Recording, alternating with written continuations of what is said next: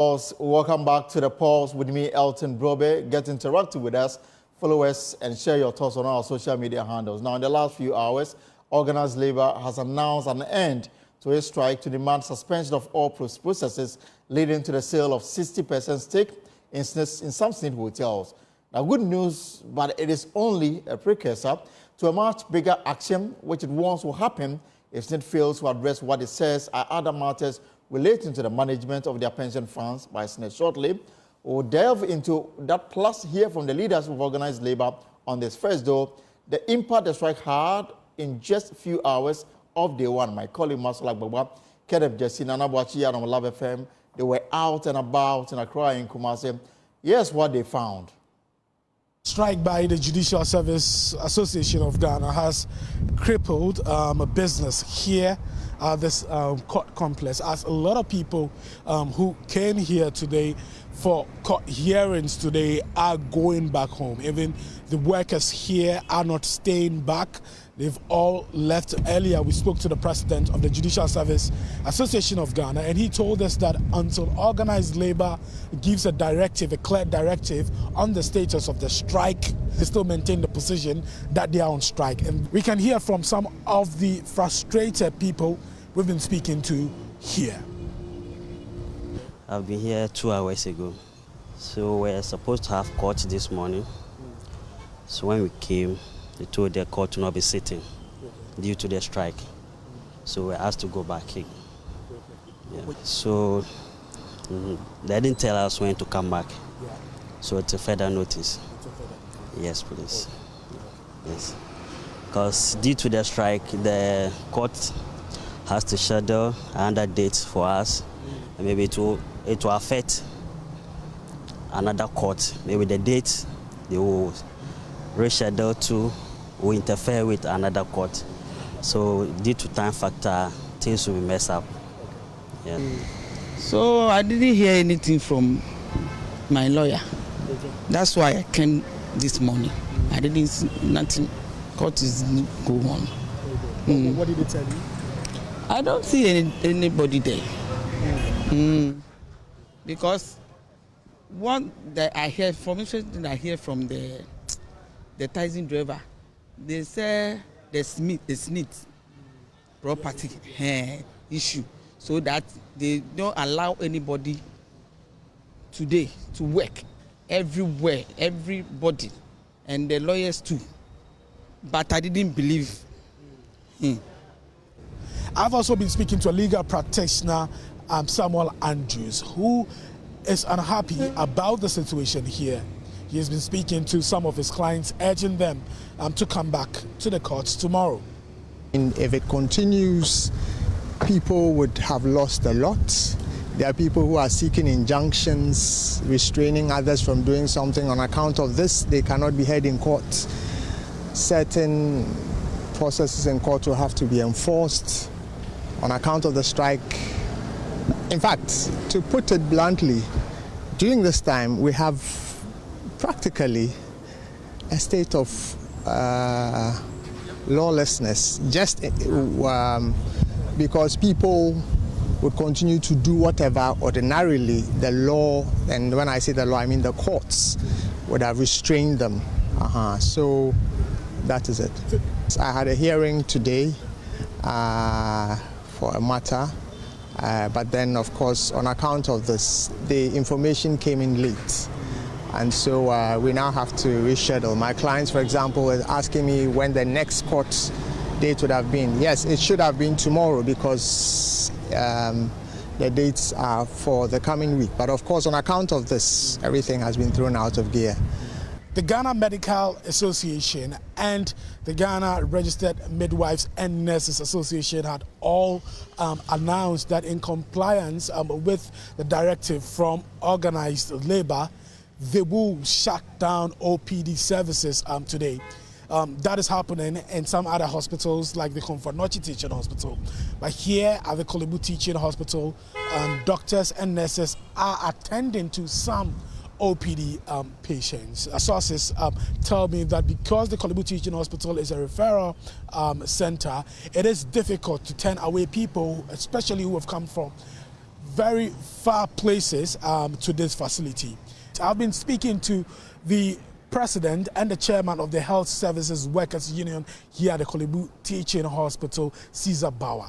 Caesar Bauer tells me that his members, including mortuary attendants, are, however, on strike.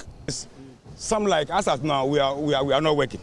So as at now, the orderlies, lift operators, admin managers, administrators, lab technologists, lab technician, X-ray technician, stores assistant, and mortuary attendant. I think we are more. So what is the economic and political cost? All that coming up. Plus also hear from the Director General of SSNIT, who says that calls for him to resign are simply unfair. The embattled Director General Kofi Osafo has described as unfair calls on him and his management to resign over their handling of processes to sell off some stake in 4 underperforming hotels. The problem is we have pension fund assets. That is people's money. And again, I wouldn't say other people's money. It's people's money, workers' money. If you have a fiduciary duty to improve performance, would you not try to do something about it? Is that the real cardinal sin in looking to improve the performance of underperforming assets? I don't think that is wrong. And again, I think you tag its universities. So let's talk about how one would manage a portfolio. You cannot manage a portfolio without doing anything. Something has to be done. We just have differences in opinion in how we arrive there. And that in itself is healthy because it means that we engage all stakeholders and we come to a solution. I don't think that it is ever possible that everyone would have the same solution in mind for a problem. Some people philosophically are even opposed to the simple fact that private investors are being brought in. You can never change their minds. Again, when we look at that and we look at the operational improvements that have been brought in, benefits processing times at about 1/3 of what they are, the efficiency of the SSNIT operations being much better. We improve the portfolio because of that. The university teachers think that that is the wrong procedure. I think that is not fair enough. We are going to go back to the drawing board. The rationale at the time of lotting these hotels, and we lotted them with those in Accra, i.e. Labadi and La Palm being lot 1, lot 2 being the Cape Coast hotels, i.e. Elmina and Ridge Royal, and lot 3 being the hotels in the Western region. We've come to this point. We will go back and re-examine it. And again, as I said, this is an issue of stakeholder engagement. We've terminated the process. The stakeholders and ourselves will then sit down and we would see how we progress. I think that in the heat of things currently, it would be wrong for me to suggest openly my thoughts because that in itself could also go and raise other issues about, hey, he's thought of doing this again and he's doing this and he's doing that. No. Let's go back to the drawing board when we have a trauma environment and then we will engage our stakeholders, arrive at a solution. I think what is important is that the status quo is not acceptable. The poor performance is not acceptable. So the latest development this afternoon, if you are just tuning in, is that Organised Labour, they've called off the strike and asked all workers to return to post. It doesn't mean they are satisfied, though. They are demanding engagement on the management of the fund. All that must happen within 1 month, or they will advise themselves.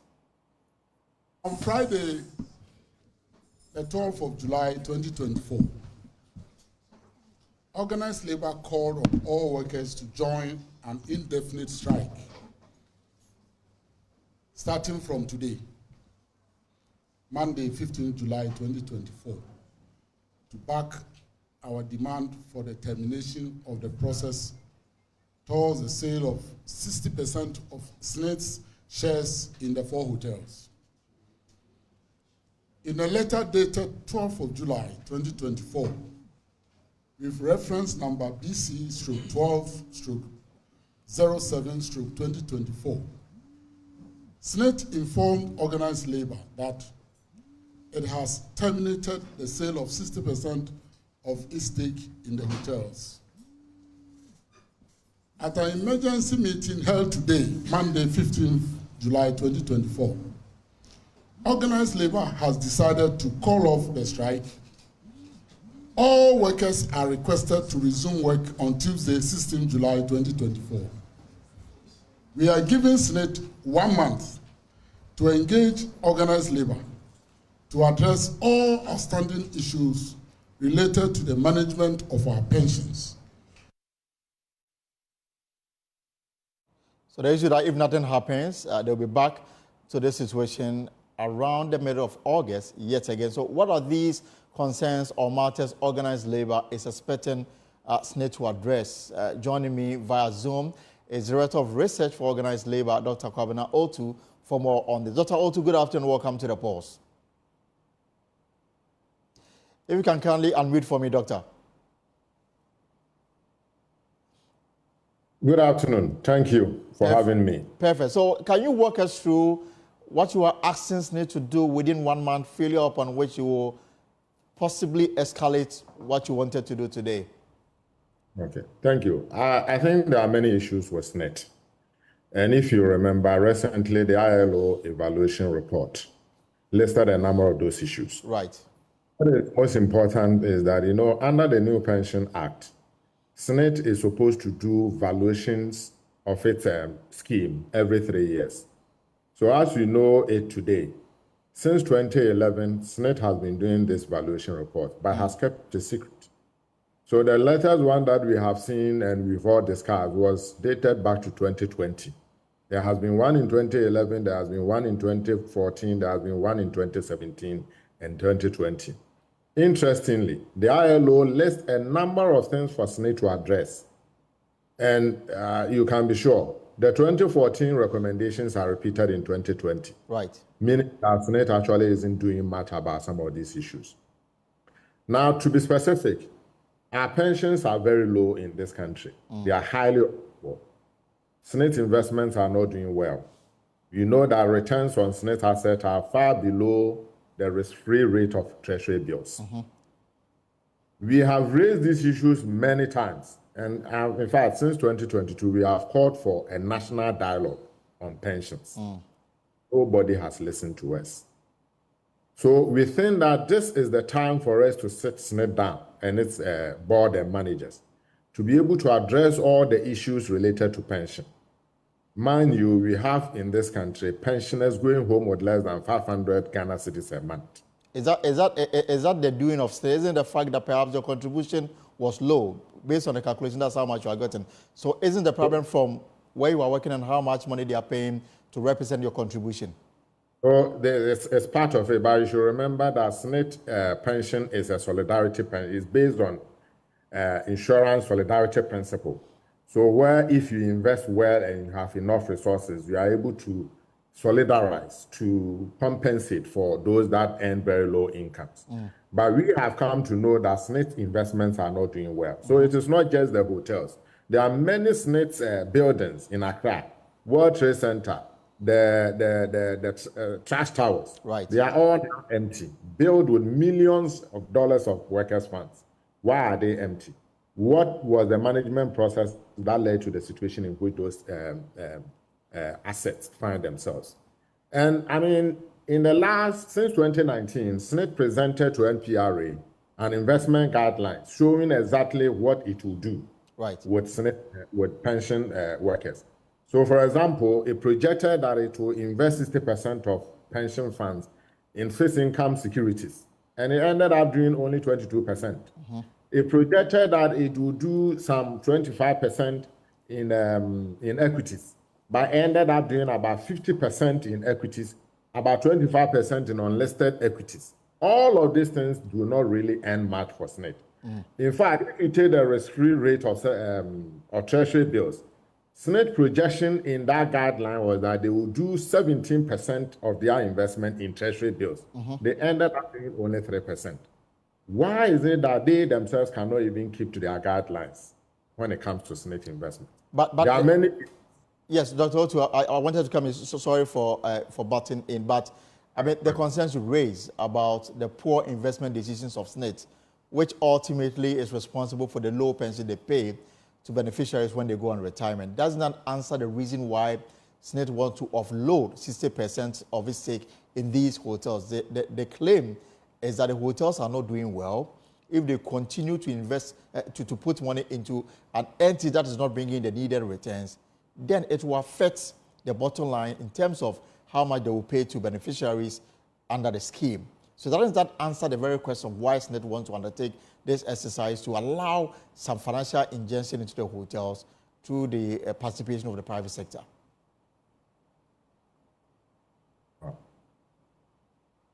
Hello, can you hear me? Yes, I can hear you, Doctor. Hello? Yes, I can hear you, Yeah, sir. So we understand that statement or that explanation from SSNIT, but let's go back. Let's understand.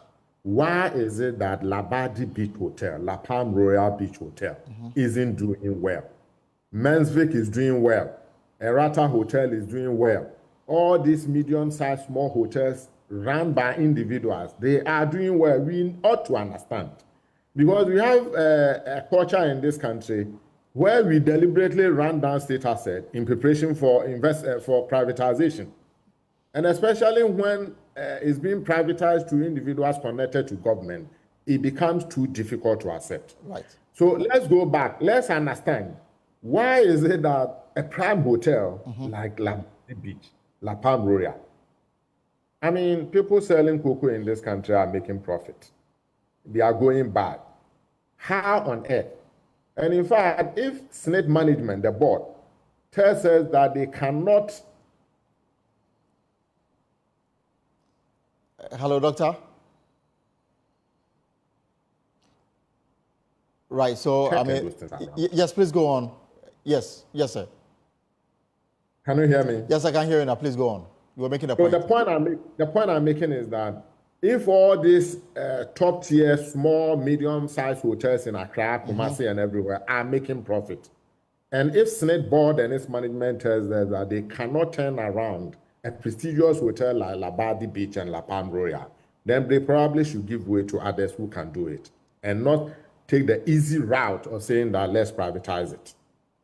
And then a response... Anybody can do it. A response to that, and that will be, I'll ask two more questions so that I can bring in Peter Tepe and political scientist Dr. Ali Duseidu. Dr. Otu, a response to that this morning from the Director General is today. I mean, you remember that UTAG and some other people have asked for his resignation and the resolution of the board. He says that call is unfair because if you want to take this decision regarding the hotel away, they've done so much in reviving SSNIT since 2017, and that it looks like attention has been paid only to the hotels. But in terms of what they've done, they have moved SSNIT from underperformance to what we can be proud of. What's your response to this? So what we know of SSNIT, at least from the ILO valuation report, doesn't tell us that there has been that much improvement. In fact, if you look at the ILO valuation report, in 2014, it says that SSNIT reserves will deplete in 2042. And they will tell you that they get these reports all the time, but it has never materialized. They don't do. In 2017, it says that the reserves will deplete in 2038. Then in 2020, it says that the reserves will deplete in 2036. So the doomsday is approaching, even as they claim that they are doing a lot to salvage SSNIT. We also know that workers are going home with less than 500 Ghana cedis a month. So it doesn't, the outcome, the things we see from our members doesn't bear out the assertion by the SSNIT MD. All right, let's leave it here. You've given SSNIT an ultimatum of 1 month to meet certain demands. We'll wait and see. But in the meantime, you have asked all your members to go back to work. The matter relating to the hotel, since they've cancelled the deal, hoping that they will further engage all interest parties on this matter. Dr. Otu, thank you so much for your time this afternoon. Now, let's explore this other matter relating to this very important national discussion. It's about the political costs and the economic costs of what would have been a total government shutdown. Policy analyst Peter Tepe and, of course, political scientist Dr. Ali Duseidu joins me on the line. Let me start with you, Dr. Ali Duseidu. Good afternoon. Right, so we have Mr. Peter Tepe on the line. Mr. Tepe, good afternoon and welcome to the Pulse. Good afternoon. Great to have you here. So, I mean, we nearly had a government shutdown today, but around midday, Organized Labour came out to say that they've suspended the strike, hoping that SSNIT will meet certain demands that they put on the table. But before that, in the morning, at the ministries, in some hospitals, and in some other places, they were observing the strike, bringing a standstill to activity, especially at the governmental level. To what extent do you think, if this should have allowed to stay, would have hurt our economy? We thank God that indeed the strike has been called off now. In fact, you can see the impact in just a day, right, where government agencies, institutions have been shut down. Productivity has come to a halt. And this is a national security issue because when it happens like that, people who are looking for certain timelines to be met as a result of services that they require from these agencies. I mean, they will miss these timelines. People who have critical health conditions that also need to be supported with will also miss this. So the impact is huge. And this is an indication that issues concerning labor should not be taken for granted at all. And I think that it is good that labor has called off the strike because the impact this morning has all been felt just within a short period. So if you want to analyze the few hours that the strike was in force, how many steps has this taken the country back? In fact, this cannot be quantified in terms of monetary terms immediately. But you can look at on daily basis what goes on within the economy. And so you are looking at the various ministries, you are looking at the court system, you're looking at the medical system, and you're looking at the funds that flow in through institutions every day. Right. And so you can say that this has taken us back in terms of millions of cities that might be lost in a day, because if you put all agencies together and you look at monies that are being paid on daily basis, that should tell you within a short time, if you visit the hospital, services you have been paid for, all those would not have been done, people will have gone home. If you go to the court system, you will have ended up making payment in order to get services done. All this has gone up. So it is a critical issue that needs to be resolved. But again, so indeed, money has been lost in this, but that's just that it cannot be quantified immediately in monetary terms. But again, it also tells you how vulnerable the country can be if situations of this nature repeats itself in the future. As we go forward, I know that you've been following this SSNIT discussion. From your own point of view, what should be done now? Now there is a hold on the attempt to sell off the hotels, and then the one who won the bid has also pulled out. Going forward, how do you think this matter must be handled? In fact, this is a wake-up call for us to look at the entire pensions regulatory management. Right. If you look at, for instance, NPRA, there are restrictions as to where you can invest your money in terms of the Tier 3 pension scheme and then Tier 2, where you can invest. So there are cappings. I think that it is time for us to look at that also for SSNIT, where we can regulate what assets SSNIT can invest in and what assets SSNIT cannot invest in. So that when there is this capping, then this will not come with these issues. Because right now, SSNIT has the mandate to choose which investment to make. But when there are restrictions, then it regulates and guides as to what needs to be done. This hula baloo wouldn't have happened. And so this is a wake-up call for us to look at the entire SSNIT system to see what can be done to regulate it properly going forward, so that it will not be left in the hands of few individuals as well. And I think that this is also a wake-up call for us to look at the composition of some of these institutions, right, where we should not allow government to appoint managers of these institutions, especially the leaders. I'm talking of the MDs. We shouldn't have workers the leaders being appointed by the government. I think it should go through the normal process where right people will be appointed into this institution so that decision-making will follow some process. And again, because you brought this issue, we just want to find out what your thinking is that's been caused by people like Austin Gummy, a labor expert, UTAG, that's the University Teachers Association. They've said that the current management of SSNIT and the board, the pensioners or contributors, they've lost confidence in the ability to sustain the trust, and for that reason, they should give way. The MD says, looking at what they've done, if you want to take the hotels, if you want to isolate the hotels, it will be unfair for you to ask them to resign because they've done so much in reviving SSNIT. What is your take on this? The issue for me is not the management of SSNIT. The reason is that this issue wouldn't have come up if Honorable Okudzeto did not get the details or information through his own means. Right. Everybody would have not known. And so the issue is that we should be looking at regulating the institution. Because if you check management, the same government will still appoint the board members, the same government will still appoint the MD. And so then what are we solving? So we need solution that will prevent this from, going forward. And so the issue is not about SSNIT management, even though they have not taken the right decision. But in the past, this is how they have been dealing with. It's just that this one came up and we all got to know. Right. But in the past, most of these decisions were taken that nobody knew about. And then it's very interesting because on the board of SSNIT right now, 4 Cs on the board belongs to the Trade Union Congress. Yet, it took the intervention of a member of parliament to bring to light what was happening. So it questions the interests of organized labor who are now demanding left and right what must be done as SSNIT to put it on a sound footing. Yet they had members on the they still have members on the board. Question is, what did they do when this was tabled at the board meeting? That is why it is very important that they look at the type of members they put on board. It has to be people who are very credible, people who inure to their interest. When you go to the board meeting and there is any major decision of this nature, the members on those boards, who do they report to? Right. Doesn't mean that they have not given feedback to any of their labor organizations or organized labor that this is what is going to happen. What has labor itself put in place? That in situations like SSNIT, when there is any major decision, please come back and inform us that these are decisions that are being taken. So I think labor also has to look at its processes that is in place in ensuring that they receive timely feedback on things of this nature. Other than that, they will still appoint other people. They will go there, something will happen, they will not know, and before they realize it's too late. So they have processes in place to say that each month, anytime you go to board meeting, please give us feedback of major decisions that are being taken. Then labor cannot come back to say they are not aware. As a matter of fact, human beings are human beings.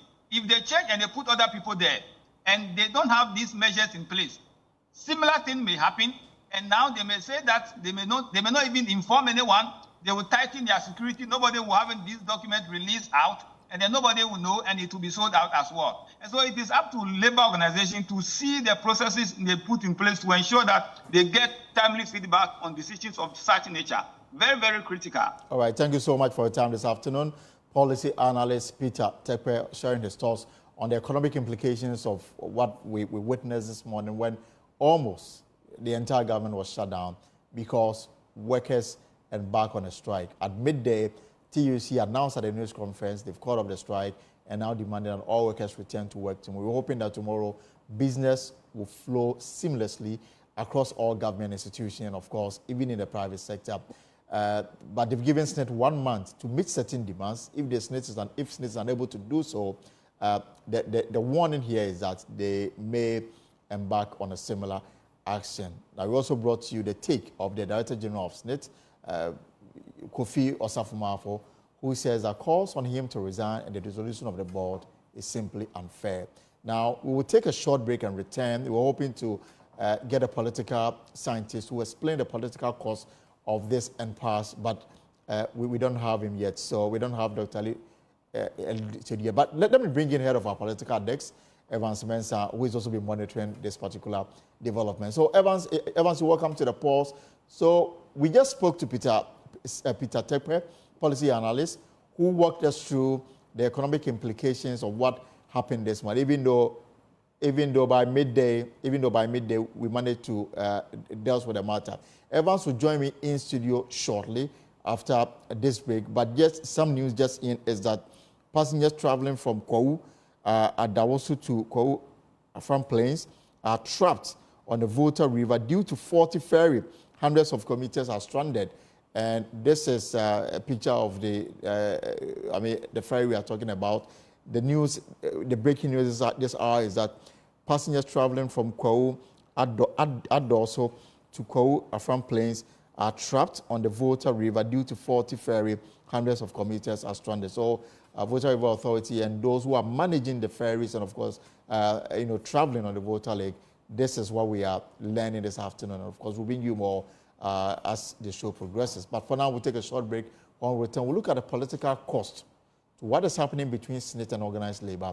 And then later, I'll have that conversation with WAEC on the just ended BECE. Stay right there. This is the pause. Right, so let's conclude the discussion on this matter that is still unresolved between Trade Union Congress, organized labor, and of course SSNIT. Now, you and I, who are still working and contributing to SSNIT, our money or our future is at stake, regardless of how this discussion goes. So, what is the political, damage this may have on the government ahead of the December 7th election, knowing very well that this whole matter started with allegation of conflict of interest when Brand Champion's company came in. So Evans Mensah is head of a political day. So Evans, we've looked at the economic impact of this. I mean, the total government shutdown that we witnessed in the early hours of today, which eventually got resolved by me. I know that a lot of people won't go to work today.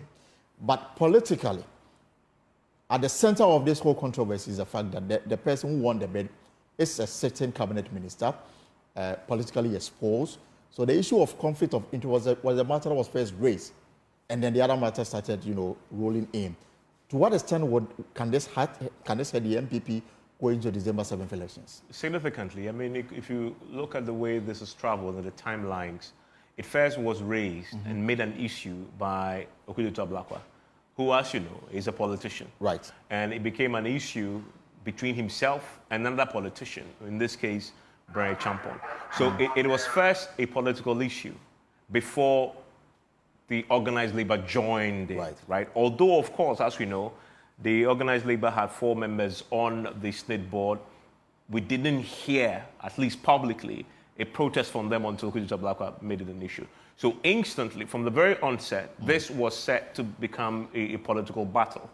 But when Labour then joined, Labour took the side of Okuduto Ablakwa on this particular matter. And you just have to look at the number of public sector workers that we have. Exactly. They are significant. And they can tilt an election one way or the other. And that is where the issue is. So just imagine all the more than 700,000 workers across the country who today have decided not to work and what they are thinking, because they would have been communicated to on Friday by their leadership about why they embarked on this strike. Why? Because government is being obstinate. Government had decided to ignore the warnings from Labour.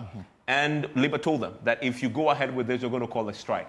We're going to ask our members to lay their tools. And government, in essence, went to Parliament, the minister went to Parliament and said, in spite of that threat, we're going to continue. That doesn't speak well in an election year. It's not even an election year only. This is just 4 months for major elections. For the middle-class floating voter, who is part of this huge number of workers, these things matter to them. Right. And this can actually help somebody make up their minds about an incumbent government. So it definitely has serious political and electoral ramifications. Also considering that it's about Brand Champon, who himself is a cabinet and a member of minister, Parliament. Yes. a member of Parliament. And so what did Labour say? Labour says they do not want SSNIT to sell the stakes at all. But remember, this is not how it started. The original fight was really about the politically exposed individual buying state assets. Exactly. But as they deliberated over the issues, they then came to the conclusion that even if he withdraws, we do not want the sale. Then, if you move it away from the political players involved, as in Okuduto Ablakwa and Brand Champon at the beginning, and you even focus on their substantive demand now, which is don't sell it. Exactly. SSNIT has said they won't sell it. You have to look at the management of SSNIT and the board. The current individual who occupies the top hierarchy of SSNIT management is who? He's the son of Osafo Mafu, the senior minister. Exactly. He is a politically exposed individual. You cannot separate him from the governing party. Absolutely. And then you go to the board. Majority of those on the board were appointed by the president. Including the board chair. Including the board chair. And so you've heard UTAC say, we want them away. When the UTAC makes that call, it is a call that is directed at the appointing authority, which is the president. So however you look at it, however you slice and dice this, it just falls squarely within the political arena. And that only has one implication for you. It will damage your chances of winning an election if you're an incumbent government. So how does government come out of this? Well, they have done... To present, a posture that says that we are not taking state assets. Perhaps whatever happened was as a result of somebody going through the due process and coming on top. This is rule of law at work. Perhaps they failed to look at the political implication of the action that they were taking. So what can government do to come out of this unhurt? It was bad enough that Brian Champon was attempting to buy, but the government had made it immeasurably worse by the way they've allowed this to snowball into a point where it became impossible for them to continue, right? And I think the nail in the coffin, as far as this implication, the political implication is concerned, was what the minister did on the floor. Right. Remember, until the minister went to the floor and said, listen, although the pensions regulator had called for the documents, I can tell you that we've given them the go-ahead to continue. Until he said that, this had been treated as, this is a SSNIT decision. Exactly. And so leave it to SSNIT to decide. But when the minister got involved on the floor of Parliament, it became, okay, so this, after all, is a government decision. And government supports it, right? And then what then happens is you allowed Brian Champon himself to decide that I am withdrawing the bid. That was the first inclination that things were unraveling. I think that was a monumental error in sending a signal, because you asked the question, how does government repair this? Exactly. I think the damage has significantly been done. It'll be difficult to explain to anybody that the termination of the process shows good faith. Because Brian Champon withdrew, assuming that the president from the beginning himself had issued a statement asking SSNIT to terminate the process. You take it out of the hands of Brian Champon. That would have carried more leverage, more weight in terms of convincing people that you meant well than allow this to snowball to... So what if Brian Champon didn't withdraw? What would have happened? Are you suggesting that they would have gone on anyway?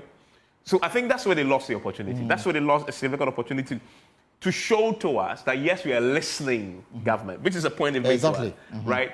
This doesn't show that. You could have levied us to say, oh, we had the complaints. And I think this is the thing, this is the problem. They boxed themselves into a political arena. It's because the initial complaint came from an individual from the NDC. Yeah. It became difficult for the incumbent government to say we are pulling away. If we are pulling away because of giving up, because Okudutu said it, that's how they perceived it. But immediately you saw civil society join. Immediately you saw organized labor join. That's when the signal should have hit them. Exactly. That it's time to pull the plug.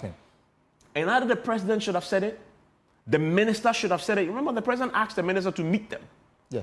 And when they met them, the president actually met them. Exactly. And when I spoke to Abraham Kumsen on this show last week, I mean, we are yet to verify this information that at that meeting, the president made it clear that, I mean, this is a SSNIT decision, and that whatever decision SSNIT has taken, he has no business asking them to go back on that decision. And he felt that, I mean, he felt they were, for want of a better word, they were not treated right at that meeting with the president at the Jubilee House. That's the reason why he said that he was not going to honor any other meeting to resolve this matter at the Jubilee House. Yeah. So that was the line of government, that this is a SSNIT decision. Leave SSNIT and this board to handle this. And so he says the minister should meet them subsequently. They met them, and then they began some consultations. Exactly. Only for the ministers to show up on the floor last week. And remember, what triggered this nationwide organized labor strike was a minister's pronouncement. Exactly. It's the MPA, they claimed that the MPA had given SSNIT the all clear to go ahead. And that's, pushed them to take this tough decision. But even before you in 30 seconds, so does this open government up for all manner of demands and agitations as we head towards the elections? You would see. Because clearly some vulnerability has been identified. So just pay attention to the press conference by Organised Labor today. They're asking SSNIT to come and brief them on the state of their pensions. What would this do? One thing is clear, that we know government is always in arrears when it comes to pensions. So at the end of the month when this briefing happens, you will see Organised Labor going back to government now even more insistent that government should pay up the arrears. So definitely demands will go up.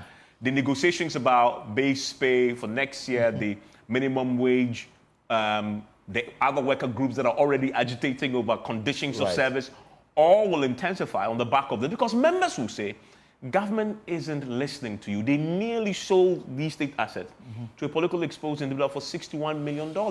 If they can do that, then it deserves no sympathy on these matters. And I guess that is where the challenge is, because of the signal it sends. Right. We'll chew more on this matter in the hours. Top Story News Now will have more to unpack on this matter. We'll take a short break. When we return, the BECE is over. Some teachers were arrested, plus some invigilators. We're going to do a postmortem exercise with the Director of Public Affairs, John Kapi, after the break. Stay right there.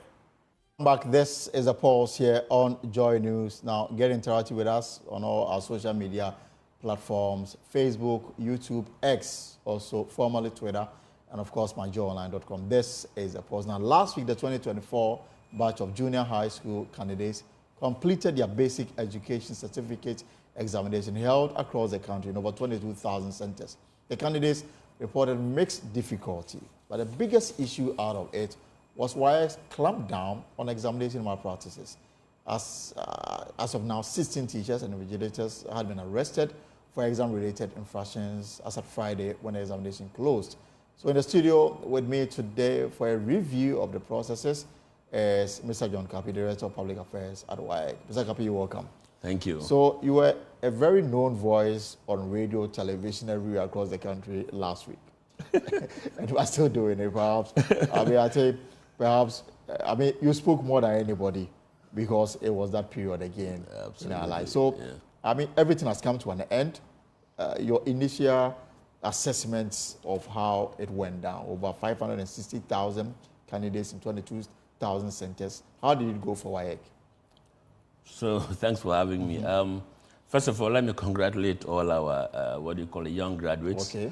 I think that's a feat for most of them. This is the first external exam that they have written. That aside, I think on our part as a council, we would count this as a success story because from our operations, what we are worried about is the compilation of questions, the printing, and then the dispatch of the questions to the various examination centers for the exam to take place. I think that this year we've been able to reach everybody. There have not been complaints about people who did not receive questions until late in the day. One other success story I would say is our friends in the Setra Fram Plains area where we had to use drones to reach them. Oh, wow. Yeah. Then also we have... You had to use drones to... to transport the questions. Papers. Yeah, absolutely. So, and then also we had these people who have special educational needs, talking about the visually impaired, talking about those who have cerebral palsy and autism spectrum disorder. Then there are a few also who are visually impaired but have not learned to read Braille. Right. So we have inputs like providing computers, and we also have opportunities to record audios of the responses that they have to the questions that we have. So I would say generally... So everybody was covered? Everybody was covered. I mean, everybody who registered for the examination. The limitation was never a challenge? Not at all. Not at all. Okay. So I would say that, yes, we would pat ourselves on the back and say that everything has gone on smoothly. Yeah. And you are yet to start marking, so it will be too early to ask whether you've identified money and phone numbers in some of the answer booklets. Yeah, certainly. Well, when we finish with the marking, we'll tell the world what we found in there, hoping that at least the caution that we sent out before the exam started would have been taken by the candidates. But you've done some arrests. Yes, we have. How many so far?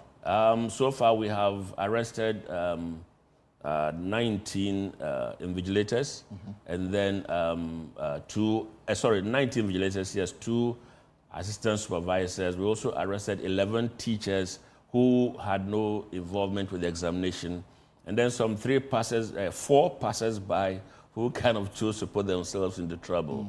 So these are the people that we have picked up so far, and they've been handed over to the law enforcement agencies for action to be taken. So the 17 is different from the 19?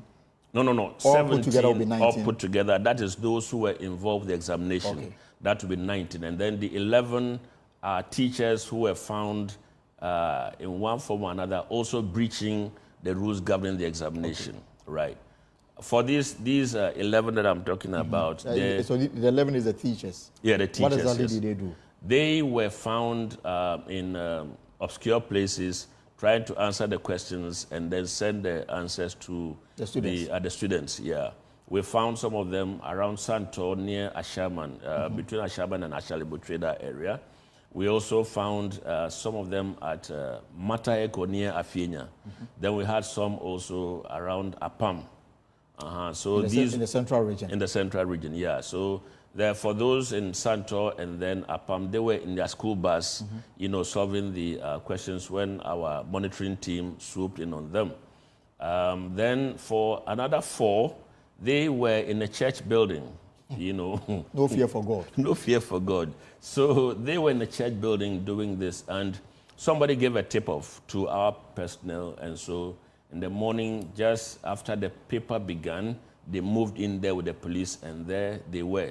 In fact, there were 5, but one managed to escape. Okay. We are looking for him. I hear he's the head of a basic school, so certainly he may run, but he cannot hide. He cannot hide. Surely find him. So, and I do understand that a community in the Ashanti in Jache, if I'm right, where you had to arrest a teacher or an invigilator, and the whole community virtually, I mean, didn't understand why, because some contribution had been made to facilitate, undue advantage for the students. Yeah. So this is not a rare occurrence where you pick up a suspect and then the community comes after you. Last year during the wars, we had a similar situation. We had to call for police reinforcement to escort our monitors out of that community. You know, so for us, it is not a rare occurrence. It's something that the community has done. Some way, somehow, they have a feeling of ownership of the examination within that community. I guess it's all about not understanding the dynamics that go with, the examinations. So, but fortunately, our personnel are all safe, so we thank God for that. So this is what the teachers did that resulted in their arrest. What about the invigilators?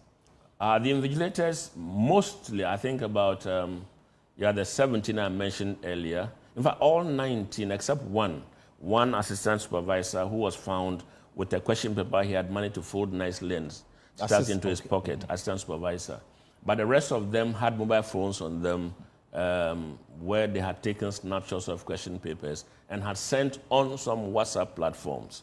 It was obvious when their phones were picked up, and then we could find the evidence on the pages, So they were picked up. There were 2 of them who were dictating answers to the candidates in the examination hall, and then our monitors chanced upon them. So these are the various infractions that they were engaged in. So overall 19, is it the highest since the inception of the BECE? I would say so. These are reported cases. There may be a few that have escaped us, and also our officers are still returning from the field. Okay. These are the ones that they sent onto our common platform that we are putting out there. But I believe that when our officers return, there may be a few others that they would bring along. I mean, it's quite interesting that, some was as what training went into, preparing the invigilators for the big day, and yet you had some of them going against the rules and regulations governing the exam. Now, when it comes to BECE, we call it, if you come to work, you just call it national exams. Okay. It's Ghana specific, and it's an examination that is conducted for by the WAEC on behalf of the Ghana Education Service and by extension the government of Ghana. Now, previously, BECE was such that we would compile, print, and send it out to the regional directors and district directors to organize the examination. But at a point, they realized there were some lapses, regarding the conduct. So they asked that we go out there and do it. Now, so in doing it, we also asked for us a partnership because our staff numbers are woefully inadequate to be able to reach out to all these places.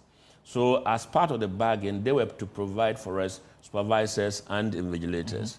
Now, when it comes to training, usually before the examinations, we invite district directors and supervisors across the country. We zone them so that at least it's convenient for them to travel to and from their base. Now, at these gatherings, they are told the do's and don'ts, and then we also, beside going over everything we've been doing over the years, we bring up a few additions that we've made based on happenings in a particular year. So you realize that when we are briefing them, there may be general briefing notes, and then there'll be additions from things that we've observed in the previous examining period. Right. So these supervisors and district directors are briefed, and we expect that they will go out there and also brief, because if you look at it, we had about 19,973 invigilators across the country. Now, you cannot have all of them under one umbrella to do this. So the supervisors, like a trainer of trainers, so to speak. So you have been trained, also go out there and train them. But unfortunately, some may have been there but did not listen to what was being told to them. But if the numbers is so overwhelming, I mean, you've made it clear that in the future you might reconsider the decision to allow GES to bring their members to supervise the elections, and that you may have to resort to having your own people. Is this something you are seriously considering? It's something we have discussed. You know, again, these things are additional things that we are going to do that have budgetary implications. We have not sat down to discuss that with our stakeholders, major being the Ministry of Education. So we would not be able to say that we have discussed it to a point where decision-making will begin. It's something that we have discussed in our local level, and probably would escalate it at the other level and see if we will get the buy-in, and then probably the budgetary support, and then we will go ahead and engage them. But then the bottom line is that someone was telling me that it will be the same Ghanaians you will use. Oh, certainly. Right. Now, the situation is, well, these ones who have been arrested are the ones that we have presented to the law enforcement agencies. There are times you go to a center, you find that there's a lot of fidgeting going on in the presence of an invigilator. So we ask him to excuse us, and then we ask for a replacement of that particular person. Now, so with this, we are engaging them, we are paying them, we set the rules, and we can fire at will. That is on condition that, of course, they've breached the rules. Yes, of course, they are Ghanaians, but we believe that once, because let me tell you, we have a number of teachers who have stayed away from invigilation because of the attitude of these ones who are helping the candidates. Right. So there are good ones out there. They want to do something good, but they are frustrated. Yes, exactly. So if these ones, stand aside, and then we're able to mobilize the well-meaning ones who would want to do the job as it is supposed to be done, I'm very sure we'll get the numbers that will do the job for us without any such compromises. Is there a possibility that some may have gotten away with, helping the students answer the questions, illegally? These are 19 you've been able to arrest it. Over the 20 centers that you had during the exam. Is there a possibility that some invigilators, some teachers may have gotten away with their illegal activity? Oh yes. I believe some may have gotten away because we were receiving a lot of anonymous calls. Some identify themselves, but asked that we, keep their identity intact, which we, of course, we did.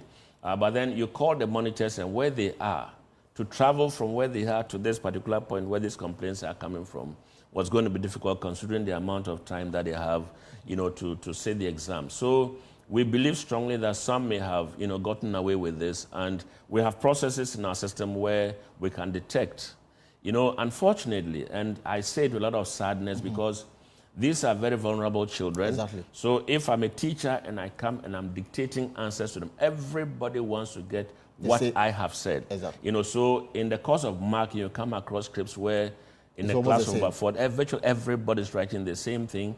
Where there are spelling mistakes, everybody's making that spelling mistake. So obviously, it gives signals that something must have gone wrong. But Mr. Kabi, if some got away with their illegal activity, doesn't that question the credibility and the quality of what we just conducted? Wouldn't that compromise on the outcome of the elections? Knowing well that some may have been restricted to do the right thing, others, it didn't happen that way. Well, so that's why I said earlier, these are mechanisms that we use. Every examiner that we engage has a form that is for irregularity. That is to say, you are marking, you come across something that you feel, should not have been in the scripts, if you want. So these people are going to draw our attention to some of these infractions. I wouldn't say it's a foolproof system. Exactly, because that is what we would do. There could be the possibility that this was genuinely done. So we would go ahead and do the genuine thing of ensuring that everybody who deserves a mark is given, and those who probably cheated are punished accordingly. But for one or two to slip through, that is a possibility. It's a human institution that we are working with, and some people may not see this. But with the reports that we are going to have to work extra hard, to be able to detect those who actually are getting grades that they do not deserve. And then in the interest of deterrence, I don't know whether in the past you've been able to secure conviction for the many people that you put before the court. Yes, I remember there was a case somewhere, Bremen Sikuma, then 2 years ago, where the teachers were convicted rather than pay. Of course, it is either incarceration. Okay, right. So the judge decided to set aside the fine and then put them in because he felt that as teachers they should set a better example than they had done. We have secured a number of convictions, and they pay fines and then they go away. The last time we held a press briefing, our legal officer brought up the issue of the fines or the punishments not being deterrent enough. And so we are in the process of, putting together a paper and then probably get it to the appropriate quarters and get some of the laws, some of the punishments tightened up a little bit, because the situation is gradually getting out of hand. So these 19 people, you hope that very soon they will put before court? Oh, yes, because we fortunately for us, we have our links with the Ghana Police Service. And so wherever we go, if, for example, at Apam, we picked up one person, took them to the police station, we report the matter to, we get the investigator, then send the name to police headquarters. Right. So the headquarters monitors whoever is investigating. So to ensure that at least they go through the full process, and then get them convicted, that is, if they are found guilty. So the schools that you detected some of these infractions, private or public? These are mostly public schools. They are mostly public schools. I think that from the schools that the reports that we received, I think I can remember only 2 that are, private schools, but a majority of them are public schools. Mr. John Kapi is the Director of Public Affairs with the West African Examination Council. We are looking at the just ended BECE exam. Some arrests have been made, 19 so far, and they are still investigating. And I'm sure that during the marking of the exam, more revelation may come up and then they will take further action on it. So when are you moving to the next stage of the examination?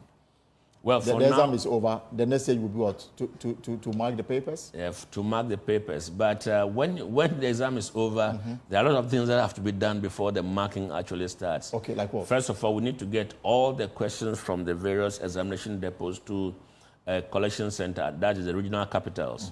And then from there, we do what we call control. The control system is where we want to be sure that each packet contains this number of scripts, because there's always a way by which you can tell school A presented 15 candidates, school B presented 40. So we get to know how many candidates have actually presented themselves. And then afterwards, we swap the scripts across the country. Okay. Now, just so that if I'm in Greater Accra and I have some affiliation with somebody in Nima cluster of schools, I do not favor them, all right? So we do a swap across the country and ensure that at least there is fair play when it comes to marking of the scripts and awarding the grades. But as we speak, we are preparing feverishly towards the WAS. That starts also on the 5th of August. The WASI. Yes. We'll come to that, but just 2 questions, and then we'll look at the other issue that government has to, some government obligations. So at the start of the examination, we spoke to some of the students. Some of them were of the view that they didn't know what was coming because they were going to be examined on a new curriculum. In terms of the questions that were asked of them, do you say that they were up to their standard? Because some complained about the questions that they met, and some, whether maybe to find excuse why they wouldn't do well, told us that they met it for the very first time. Well, to say they met the questions for the first time is a possibility. Because it's the first time we're examining them on the new core curriculum. Now, we sent out the examination structure. We also sent out the sample questions, expecting that at least the teachers will use that as a guide to prepare the candidates for the examination. But of course, in order that we can have a fair assessment, you don't expect that we'll send the questions out there for the children to prepare before the exam. The claim was that they didn't even have question papers to guide them. No, the past questions to sort of help them prepare adequately. Certainly, there will be no past questions because this is the first time we're actually examining them on the new, the core curriculum, you know. So that is the practice. Usually when you have a new set of syllabus that you are introducing, you would introduce a syllabus, you introduce sample questions, you also introduce reference books if there are any, so that the teachers are guided. And then also you give them the structure of the examination. Section A will be this, section B will be this. You have an objective test with this number of questions, so that the teachers would go out there and, you know, prepare their candidates adequately. Now, previously, they had access to past questions because it was the same syllabus we had been, you know, using over the period. By this time, we have changed. And obviously, if they say they were meeting the questions for the first time, that is true. But will you say that you've been fair to them in terms of, giving them questions that they will adequately answer? Well, once we've sent out sample questions and teachers have been teaching them over this period, I believe that, in all fairness, they would have prepared them adequately for the examinations. Yeah. Okay. Away from this, and then, at the start, well, all manner of issues regarding how much government owe you, whether government was going to meet its debt obligation, and whether the examination was going to be affected with government's slowness in providing the funding.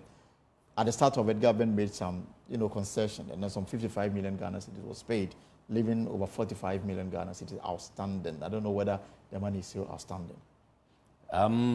I cannot speak directly to it because throughout the week I was monitoring exams, and like you said earlier, I was on radio and TV virtually the whole Every time. hour. I have not had the opportunity of sitting down with the Director of Finance to discuss this issue. But as of the time that we held our last press briefing, we announced that plans were afoot for them to pay, the rest of the money for the BECE to us.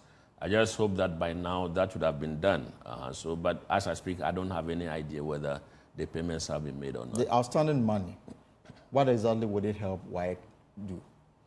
So for every examination, there are cost heads.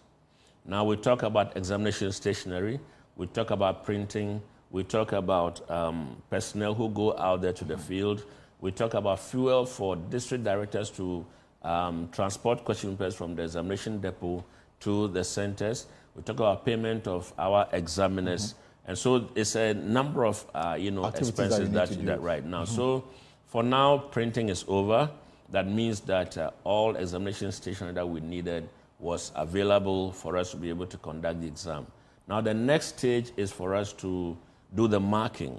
Now we are going to invite examiners from across the country for what we call the National Preliminary Coordination. Okay. This is where they come and sit down as experts and then relook at the marking scheme, the marking scheme, okay? They would also mark a few dummies. Dummies are simply scripts that the candidates have written, so that when you mark the dummies, you compare them to the scheme. It's possible that there are certain things that the children have presented, and even though you've not included that in your marking scheme, they cannot be marked wrong. Absolutely.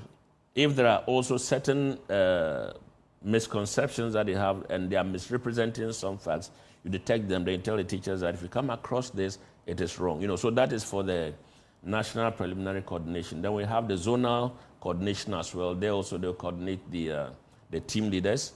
And then we have the main coordination where all the assistant examiners also come in and have themselves coordinated, making them know the marking scheme, making them mark dummies so that you get to know that this is the mark you should award, this is more, this is too little, that kind of thing, before the marking itself starts. And once we invite these people, you are providing transport, you are providing accommodation, you are providing feeding, and all of these will certainly call for funds, And of course, the marking proper, where they will mark a number of scripts, and based on the number of scripts you mark, with some other allowances, you pay them, and then they go away. So certainly, whatever monies will come will have use for it. So if the outstanding money is not paid on time, it will affect this exercise, isn't it?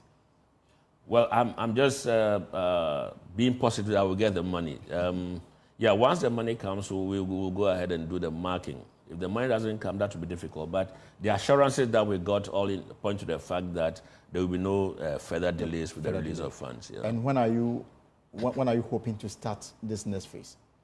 The next phase would not start anytime soon because this swapping process, the control and swapping process takes a number of weeks. Mm-hmm. All right. And then also we've started preparations towards the WAS, which starts in August. So this may be put on hold for a while. We're working on it, but not as, urgently, if you want, as would have done if there was no other exercise. But it will not affect the release of the results so that they can prepare for the senior high school? Certainly not. Once a calendar is prepared, we go by that calendar and ensure that results are ready for the candidates to go ahead to the next stage of their educational pursuit.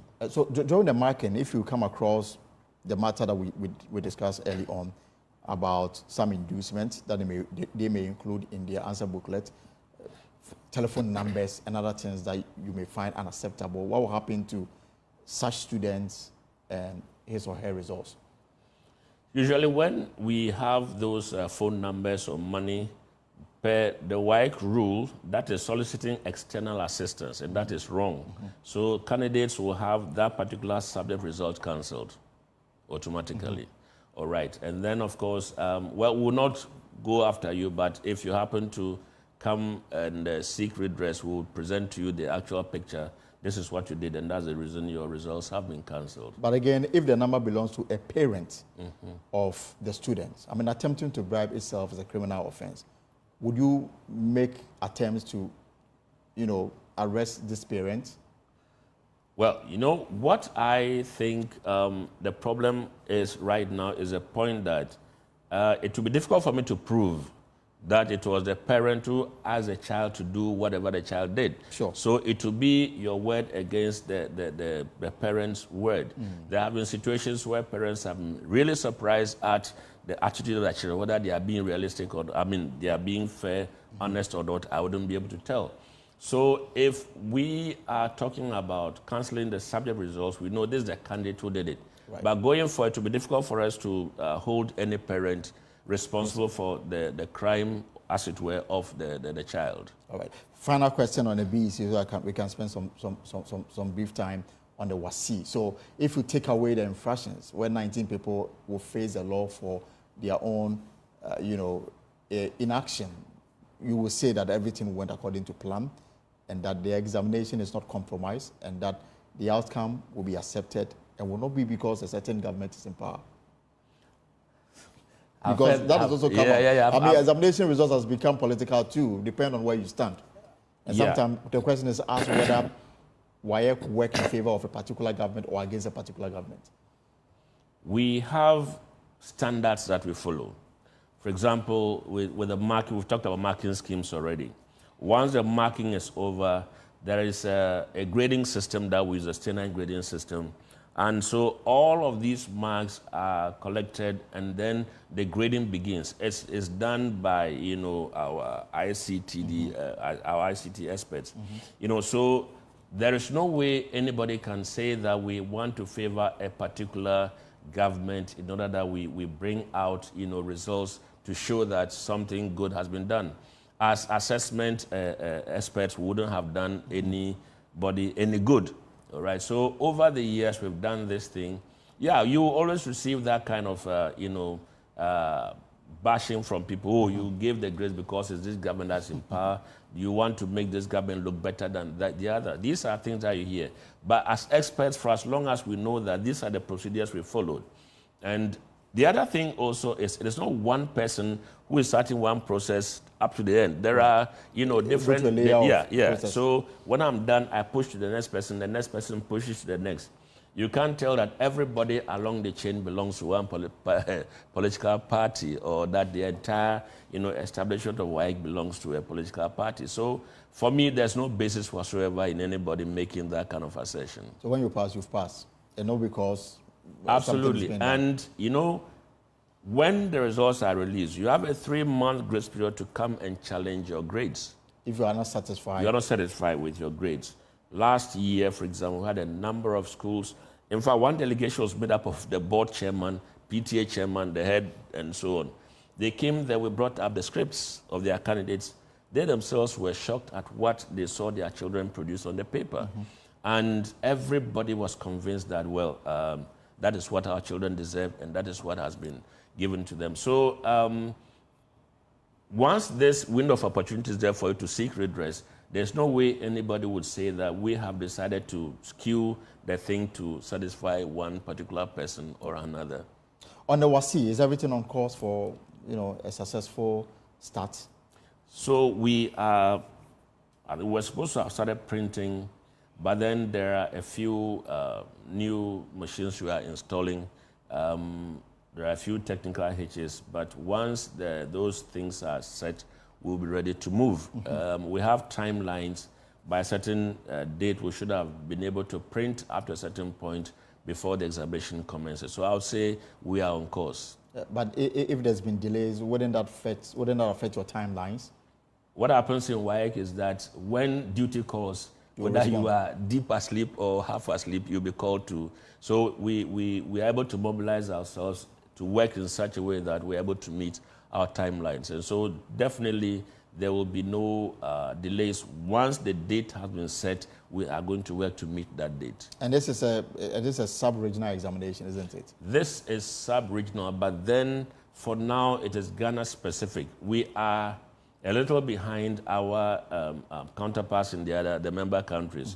The reason being that after the COVID pandemic, Ghana has not been able to synchronize our academic calendar with that of the member countries. So they've gone ahead to write the May, June, and we are now going to write ours come this August.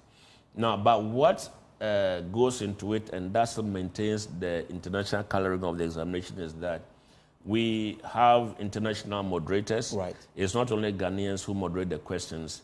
Then when it comes to compiling, you have maybe for a particular subject, basketry is compiled by a subject officer in the Gambia, or even from Sierra Leone or from Nigeria. So these come on board, and when the exam is over and we are drawing schemes, again, we have an international panel that sits down to draw the marking scheme and agree on the modalities. When it comes to grade awards meetings, also we have the international panel come on board, so that even though we are writing ours a little later than our counterparts elsewhere, we still will be able to maintain the standards as pertains across the sub-region. How much would it cost to organize that it's exam? A lot of money. Because you see, what happens is that the amount that will cost for the other 4 to have the international panel meetings, the same amount we are going to pay the same amount if we are doing for Ghana only, because it's the same experts who are coming from across the 5 member countries. Okay. So that increases our cost of, organizing the exam. So if gradually we're able to synchronize our calendar, then, this extra expense would not arise. But government will have to take up this cost. Oh, certainly, government will have to. So in terms of budget, how much have you presented to government? I don't remember the figure. If I'm not mistaken, it's about 178. I didn't have the figure here, right? I think it's about 178 million Ghana cedis. Now, remember that it is not just about the exams that you sit in the hall and write. There are practical components, and we have also itinerant examiners whose fare we have to pay to go around. Just so that we have that fairness, you are in Greater Accra, we'll send you to Western Region to go and assess what is happening. Again, for the science labs, we have chemicals that we provide for the candidates to write their exams. When it comes to oral English, you have to record and, whether you are using pen drives or CDs, reproduce this for them to. So a lot of other costs come in. Then for those who are doing home economics, for example, there are practicals they do. And so you have examiners going around to assess whatever these candidates are doing at their various institutions. So these are little costs that add up to bloat the cost of, organizing the exam. The major cost is actually the printing. The major cost is the printing. Which we are now doing. we are now doing, because the maintenance of machines at the printing press, bond paper that you buy to be able to print, all of this is very, very expensive. And do we understand that government has met this obligation? Oh, what? It's not, I'm not sure whether any monies have been released for the WASE. You know, we have different budgets for different examinations. Right. So all along we've been talking about BECE. So probably when I meet with my director of finance, we probably will go into this discussion and see if some monies have been advanced or some assurances have been given that monies will be advanced to us by this or that date to enable us, you know, go ahead and organize the exam. Take up your final words before you take leave of us. I just want to say this. I've had discussions. A few people have called me, and they were not too happy with the attitude of some of the exams officers in some of the districts. There are allegations of money exchanging hands just so that they will be able to assist the children. We've had situations where there's some people have paid sums between 100 cedis and 1,000 cedis. To the supervisors? This is an allegation. That, okay. You know, and they will talk about, what do you call it, T-shirts, they will talk about teacher motivation, they talk about examiner allowance. I just wonder who that examiner is that they are going to, you know. Sometimes they claim that they pay the money to a WAEC official. We've never come across, nobody's ever been able to substantiate, you know, that allegation. What I have here are, what do you call it, anonymous emails that we received from people who have indicated what some people in some regions are planning to do, you know, come the examination period. And so this is for the WASE? This is for the WASE, yes. So what exactly do they want to do? They are talking about candidates being asked to pay certain amounts of money in order that they will have some assistance given to them during the examination. And this is demand coming from supposed teachers or supervisors? That is the point. Now, the point is that you don't get to know the end beneficiary of the money. Right. But then these people say, look, we have heard that the candidates are to pay this to whom? Nobody's able to mention the recipient. If we have this information, that will make it easier for us, you know, to track these individuals and bring them to book. Right. Now, I also want to add that we are very convinced, we have evidence to show that these candidates, given the opportunity, can do independent work and pass better than what we are doing by way of thinking that we want to assist them. Because sometimes you read a candidate's script. What he has done, you can tell that he's done a good job. Sometimes they just cross out, and then they write something similar to other candidates who have written that same thing. You realize that that independent work the candidate did was going to fetch them a good mark. You know, so candidates should have confidence in themselves. We've said this at our sensitization programs. We repeat that. Have confidence in yourself. You have studied. You are ready for the exam. Go there and present whatever you can and leave the rest to us. All those who think they are helping the candidates, it is not true. You are rather making them retrogress. A few may slip through, but a majority are suffering. All right, Mr. John Kapi, thank you so much for coming through this afternoon here on the Pulse. Now, the curtains may have closed on the week-long basic education certificate examination in Ghana, but one student's story stands out. Tingled with resilience, Matilda, a determined young girl who dreams of becoming a lawyer, faced an unimaginable tragedy when her home was engulfed in flames during the power outage, leaving her with severe burns just 1 month before her scheduled exam. Jacqueline Asuma Iyabua has more in this report. On the night of 7 July 2023, frequent power outages turned tragic for Matilda and her family. The fire that broke out in the home inflicted severe burns on Matilda, forcing her to delay her BECE and stay back home to heal and recover. Despite her courageous attempt to sit for the exams the following year, Matilda struggled with the new curriculum. Yeah, I felt a lot of challenges because the books are different from the one I learned last year.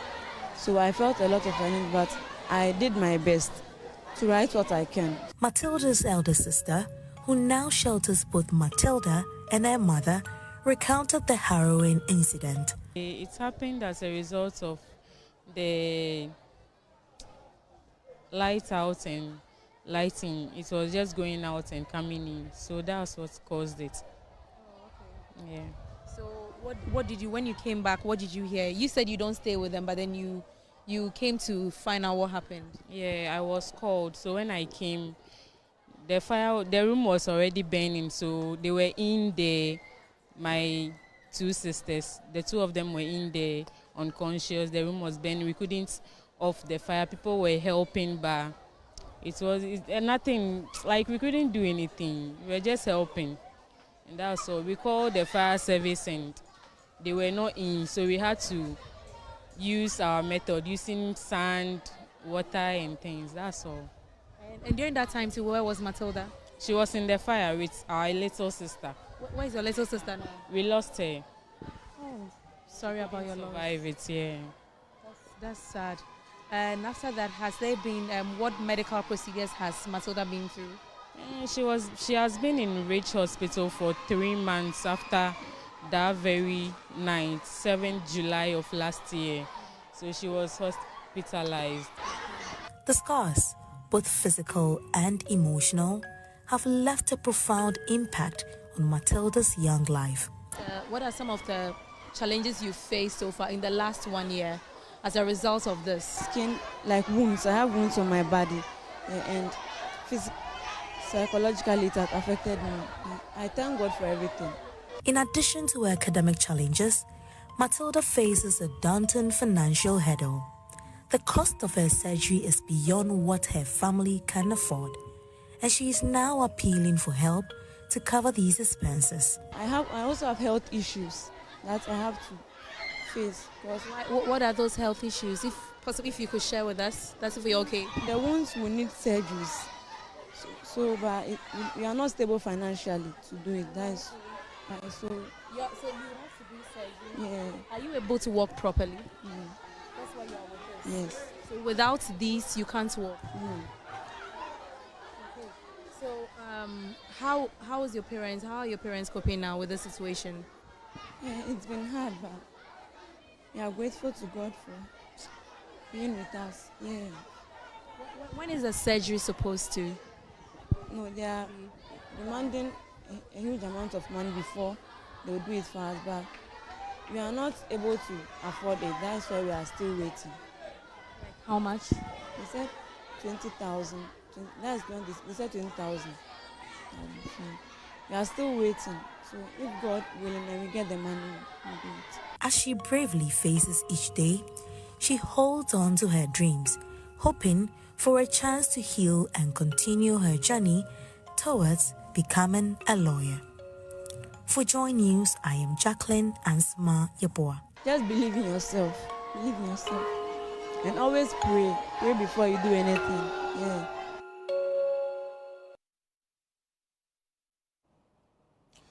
Right, any help for Matilda will be very welcome.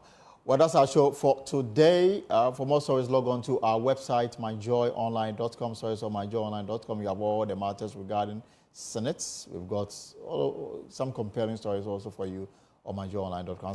You know, the Organized Labor gives SSNIT some ultimatum. That's our show for today. For tomorrow, same time at 3 p.m., we'll be back with another exciting edition of The Pulse. Until then, whatever you are up to in the hours ahead, I hope it's profitable. My name is Elton Brobe. Have a good evening.